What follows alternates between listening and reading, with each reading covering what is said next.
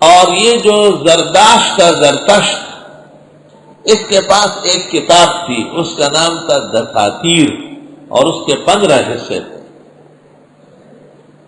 اور ہر حصے کو کہتے تھے دستور۔ اس کے ایک دستور میں یہ لکھا ہوا ہے کہ آسمان میں ایک برج بیل کی شکل کا ہے، اس کو برج سور کہتے ہیں۔ زمین پر اگر گائے نہ کاٹی جائے تو وہ خوش ہو جاتا ہے، اور جس سے وہ خوش ہو جاتا ہے اس کی قسمت اچھی ہو کر وہ مزے کرتا ہے۔ ہندوستان کا رام چندر سیتا کے اوپر عاشق ہو کر کے وہ ملی نہیں، بھاگ رہا تھا، ایران پہنچ گیا، اور زرداشت سے اس نے دساتیر کا ایک دستور پڑھ لیا۔ اتفاق سے زرتشت کے دساتیر 15 کے 15 حصے میرے پاس موجود ہیں، دساتیر زرداشت۔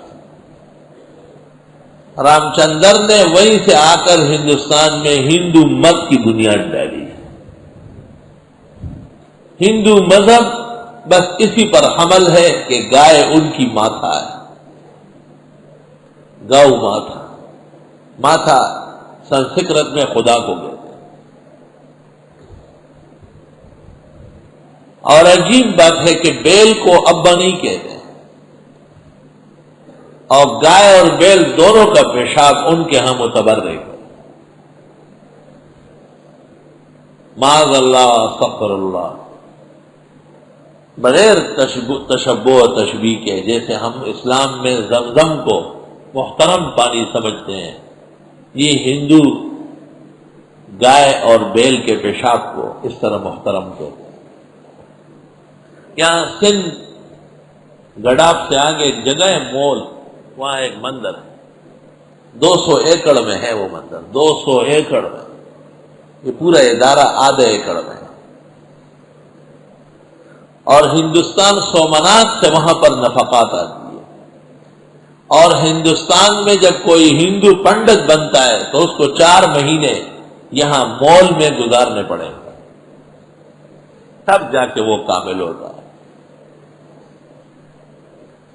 اور اس مندر کی جو بڑی ہے ماتھا، وہ لکی مروت کی رہنے والی ہے، لکی کی ہندو ہے، اور اس کی ماں بھی وہی مری ہے اور وہ بھی مر جائے گی۔ اس نے خود وصیت کی کہ مجھے جلانا نہیں، دفنانا ہے، اور اپنی ماں کی بھی اس نے قبر بنائی ہے وہاں، اور لوگوں کے لیے حکم ہے کہ وہ جلیں۔ خیر، چند دن پہلے وہاں کے مسلمانوں کی دعوت پر ہم اس مندر کو دیکھنے گئے، تو وہاں ایک برانڈے میں عورتیں بیٹھی ہوئی تھی، ایک عورت بہت زیادہ رو رہی تھی۔ میں نے سمجھا کہ عورتوں میں لڑائی ہو گئی، شاید اس کو پیٹ دیا کسی نے۔ میں نے کہا یہ کیوں رو رہی ہے؟ تو مندر والوں نے کہا کہ یہ بدبخت ہو گئی ہے۔ میں نے پوچھا کہ کیا مطلب ہے؟ کہ یہ 2-3 سال سے مندروں میں گھومتی ہے، اس کو گائے کا پیشاب نہیں ملتا، تو جب اس کو 3-4 مہینے یہاں ہو گئے، یہاں گائے بہت کم ہے اور پینے والے بہت زیادہ ہے، تو صبح و شام اس کو نہیں مل رہا ہے، تو یہ روئے گی نہیں تو کون روئے گا؟ یہ بدبخت ہو گئی، گائے کا پیشاب اس کو نہیں مل رہا۔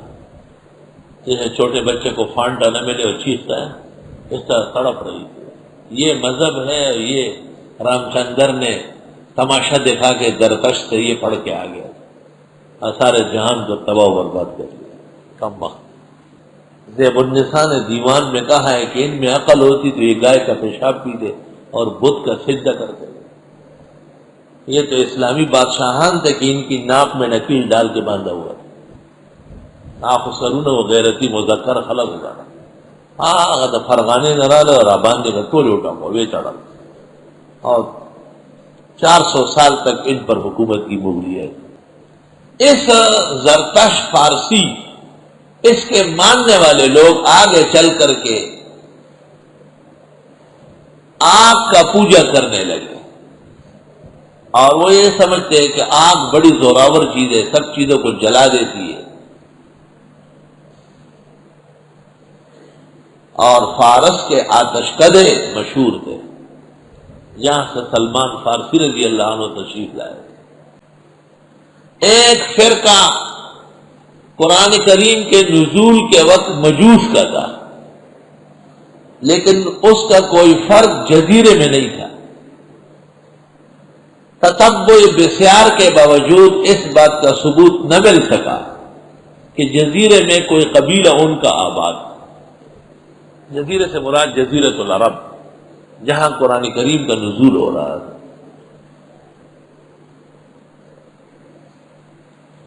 عراق بابل میں ایک فرقہ آباد تھا، اس کو صوابی کہتے تھے۔ وہ اپنے آپ کو ابراہیمی کہا کرتے تھے اور کعبے کی طرف منہ کر کے نماز پڑھتے تھے،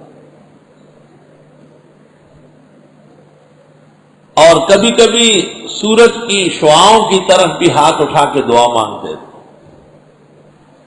مولانا عبدالحق حقانی نے تفسیر حقانی میں ان کی بڑی تفصیل کی ہے۔ عہد رسول اور نزول قرآن کے وقت اس فرقے کے لوگ بھی قبیلے کی شکل میں جزیرے میں موجود نہیں تھے، عالم میں تھے، اور قرآن پورے عالم کے لیے آیا ہے، اس لیے مجوس اور صابئین کا ذکر ہے۔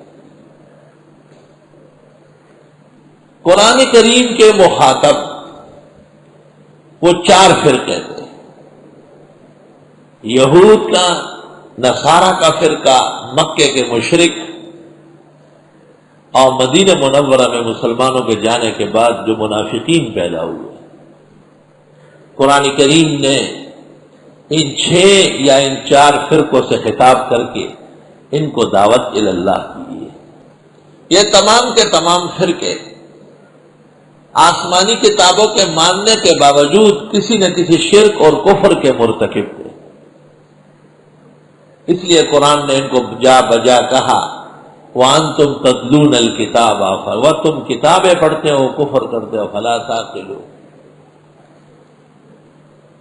ہائے ہائے ہائے۔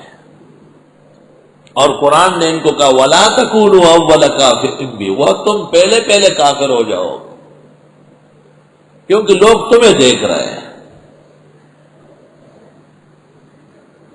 کفر انکار کو کہتے ہیں ضروریات دین کے، اور شرک بٹوارے کو کہتے ہیں۔ ثم الذین کفروا بربہم یعدلون اے یشرکون۔ اللہ تعالیٰ کا انکار نہیں کرتے، نہ صفت کا، نہ اسم کا، نہ فعل کا، نہ قدرت کا، لیکن اوروں کو بھی شریک مانتے ہیں کہ بابے بھی کر سکتے ہیں، درگاہوں سے ہی مرادیں پوری ہوتی ہے، وہ بھی نفع و ضرر کے مالک ہے، یہ شرک ہے۔ اور قرآن نے کافر سے زیادہ سختی مشرک سے کی، انما المشرکون نجس فلا يقربوا المسجد الحرام بعد عامهم هذا۔ یہ اتنے پلید اور گندے ہیں کہ مسجد حرام آنے کے قابل نہیں ہے۔